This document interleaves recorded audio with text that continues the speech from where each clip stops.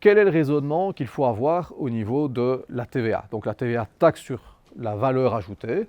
Donc ça veut dire qu'à chaque fois qu'il y a quelque chose qui est vendu ou une prestation de service qui est faite en Belgique, on a cette taxe qui s'applique. Donc sur quel que soit le secteur de l'économie. Mais on va le voir, donc pour le secteur culturel, il y a quand même pas mal de dérogations. Donc quel est le raisonnement à tenir? Vous retrouverez dans votre recueil de textes l'article 4 qui vous donne les conditions d'assujettissement. Alors malheureusement, le Code de la TVA, c'est probablement le texte de loi du recueil qui est le plus mal torché. Il y en a un paquet qui sont mal rédigés, mais celui-là, c'est le pire. Et donc là, quand vous lisez l'article 4, qui est celui qui vous dit, pour ça, vous déterminer si votre structure est finalement assujettie ou pas, on va vous dire que vous devez exercer une activité économique d'une manière habituelle et indépendante, à titre principal ou à titre d'appoint, avec ou sans esprit de lucre. Ben là, ça nous donne tout de suite le fait que sans esprit de lucre, ça veut dire que les ASBL sont potentiellement concernés. Et donc vous donnez des activités économiques, des livraisons de biens, des prestations de services visées par le code et tout ça.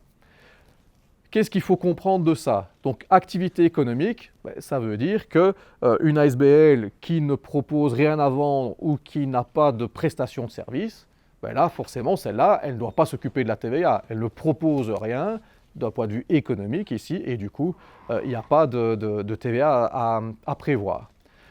Deuxième élément, de manière habituelle et indépendante, ben là, le terme habituel, il ne faut pas le prendre dans le sens courant, ça veut dire en fait de manière régulière. Donc de manière habituelle, dans l'esprit des fiscalistes en matière de TVA, ça veut dire de manière régulière. Donc là, une ASBL qui n'a pas d'activité économique régulière n'est pas soumise à la TVA. C'est l'exemple d'un club sportif amateur qui fait un souper spaghetti une fois par an, ben voilà, ça c'est pas régulier. Tandis que si vous avez le même club sportif qui vend des boissons tous les week-ends à chaque match ou à chaque événement sportif et qui du coup a une certaine régularité, ben là alors potentiellement la structure est soumise à la TVA. Par contre, le fait que vous soyez sous forme d'ASBL, donc avec un but lucratif ou un but non lucratif, c'est mis dans la définition même, ce n'est pas ça qui est relevant. Une ASBL donc est tout à fait potentiellement soumise à la TVA. Alors, une fois qu'on a déterminé si vous avez des activités onéreuses et régulières, vous devez déterminer le taux. Le taux de TVA va varier en fonction des situations. Donc on a 3 taux potentiellement en Belgique, même 4 en réalité, indirectement. Vous avez un taux de 21% qui est le taux que tout le monde connaît, 12% qu'on rencontre notamment pour certains aspects de l'ORECA, et dans le secteur culturel, un taux de 6% pour une partie substantielle des activités culturelles. Et pour une autre partie des activités culturelles, un taux de 0%. Donc c'est pour ça que vous avez 4 possibilités que vous pouvez rencontrer. Pour les artistes plasticiens, ben là, on a un peu les deux. Pour la même œuvre d'art, si c'est l'artiste plasticien qui vend l'œuvre à son client final, à notre collectionneur, ben là, c'est une TVA de 6%. Si la même œuvre est vendue par la galerie doit payer une TVA de 21%, mais sur sa marge bénéficiaire. Donc pas sur le prix total, mais uniquement sur sa marge bénéficiaire. Donc quand vous regardez, souvenez-vous, on avait parlé des commissions que prennent les galeries, généralement une commission de 50%, qui est la somme que l'on voit le pourcentage qu'on voit le plus régulièrement. Ben, dans ce cas de figure-là, la TVA de 21% est applicable sur la part de la galerie, pas sur celle de l'artiste. Et c'est pour ça qu'on fait aussi la distinction entre le prix atelier et le prix galerie. Le prix atelier, ben, c'est le prix que l'artiste fixe en vendant son œuvre à la galerie. À ce moment-là, il applique une TVA de 6%. La galerie revend l'œuvre au prix galerie, donc augmenté de 50% fondamentalement, et appliquera une TVA de 21%, mais uniquement sur sa propre marge. OK ? Le système de la marge bénéficiaire, pour ceux qui seront actifs sur le marché de l'art, c'est quelque chose qui est super important. Pour les maisons de vente publiques, c'est le même principe en réalité. Donc on n'applique pas une TVA sur le tout, mais uniquement sur la marge que la maison de vente applique. Alors, il y a moyen, dans la pratique, d'éviter de devoir faire des déclarations de TVA.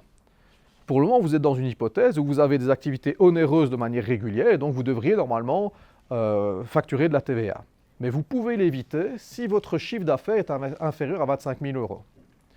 Donc ça, c'est typiquement quand vous lancez votre activité, la SBL n'a pas encore beaucoup de sources de revenus. Et donc, par définition, la première année, votre chiffre d'affaires sera très probablement inférieur à 25 000 euros. Eh bien, à ce moment-là, vous devez demander et le solliciter au niveau de l'administration en disant « Attention, moi, je veux être un assujetti, mais franchisé. » Franchisé, ça veut dire que du coup, vous ne devrez pas facturer de la TVA à vos clients parce que vous bénéficiez de cette dérogation à laquelle vous avez droit automatiquement dès que vous la demandez. C'est vraiment une question de chiffre d'affaires, donc c'est tout à fait applicable même en dehors du secteur culturel. Ici, c'est une règle générale. Il y a une autre hypothèse qui, là, va dépendre de l'activité que vous faites et donc va dépendre de ce que vous mettez dans les statuts de votre ASBL. Là, c'est une question d'activité. Et donc, l'endroit où vous retrouvez les informations, c'est à l'article 44 du Code de la TVA. Et vous voyez, je vous ai listé quelques exemples, l'article 44, paragraphe 2, 6e, 7e, 8e, etc. Ce sont tous des cas qui sont visés par le secteur culturel. C'est notamment les locations de livres, c'est notamment l'organisation de conférences. Le 9e, c'est celui pour les arts de la scène. On prévoit en réalité que tout ce qui est pièces de théâtre, etc., c'est exonéré de TVA. C'est sur base de cet article 44. Donc la plupart des ASBL dans les arts de la scène, effectivement, ne s'occupent pas de la TVA, non pas parce que ce sont des ASBL comme beaucoup de personnes le croient, mais parce qu'elles sont exonérées sur base du code. Ok ? Bon, malheureusement pour vous, le code, l'article 44, au sein de tout le recueil de textes, c'est l'article le plus compliqué à comprendre. Il est excessivement long, il doit faire 4 ou 5 pages dans votre recueil de texte, et il prévoit souvent, donc l'article en lui-même est une exception au reste aux autres articles du code, mais pour pouvoir appliquer les exceptions, vous avez parfois des exceptions aux exceptions. Et du coup, vous retombez dans le système général parce que vous ne remplissez pas toutes les exceptions. Donc c'est effectivement le truc le plus compliqué que vous puissiez rencontrer.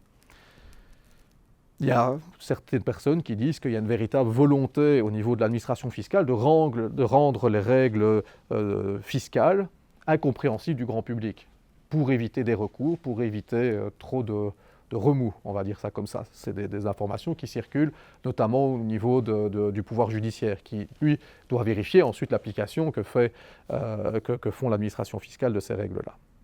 Donc voilà comment vous pouvez, sur base de ces deux principes-là, finalement quand même éviter la TVA dans vos projets culturels. Alors dans la pratique, qu'est-ce que ça veut dire? Donc la TVA, vous pouvez la récupérer lorsque vous avez des frais. Vous voyez un peu le principe de la récupération de la TVA ou pas du tout? A priori, pas du tout. Vous avez eu un cours de compta quand même avec Max Bienfait. Donc ça, il vous en a parlé. Oui. Donc j'en parle pas. Si, quand même. Allez, très brièvement, c'est super facile en réalité. Donc, imaginons, quand vous payez de la TVA à vos propres fournisseurs, cette TVA-là, elle est déjà payée, donc on va les déduire de la somme que vous devez payer à l'administration de la TVA à la fin du trimestre. Exemple. Vous avez facturé à vos clients, on va prendre une TVA de 21% parce que ce sera beaucoup plus simple pour tout le monde. Donc imaginons que vous êtes assujetti à la TVA de 21% et vous avez facturé à vos clients 363 € TVA comprise. Ça veut dire que votre TVA, c'est 63 €. 21% de 363, les 63 € en réalité, c'est de la TVA. Ça, c'est ce que vous devriez reprendre sur votre déclaration TVA. Mais parallèlement à ça, pendant le trimestre en question, vous avez eu des frais. Vous avez acheté du matériel auprès de vos fournisseurs. Vos fournisseurs, ils sont eux-mêmes soumis à la TVA. Si vous achetez pour 121 € de frais, en tablant que c'est des TVA de 21% pour ne pas compliquer les choses, vous vous rendez compte dans cet exemple-ci que vous avez déjà payé 21 € de TVA à vos fournisseurs. OK? Donc ici, la TVA, c'est 21 €. Dans votre déclaration TVA, on regarde ce que vous avez facturé à vos clients, 63 €. On déduit la TVA que vous avez déjà payée à vos fournisseurs. Et vous devez reverser à l'administration fiscale que le solde, 42 €. Vous avez récupéré en réalité dans votre déclaration la TVA qui a été payée en amont aux fournisseurs. Donc une ASBL n'a pas forcément intérêt à être franchisée. Les ASBL culturelles qui ont énormément de frais, typiquement, prenons l'exemple de l'audiovisuel, là, dans l'audiovisuel, on a tout intérêt à récupérer sa TVA parce qu'on a plein de frais qui sont exposés dans le cadre de la mise en œuvre du projet. Imaginons que votre situation, c'est la situation inverse. vous avez eu très peu de revenus auprès de vos clients, vous avez facturé 121 € auprès de vos clients, donc vous avez 21 € à déclarer à l'administration. On va refaire donc la situation inverse.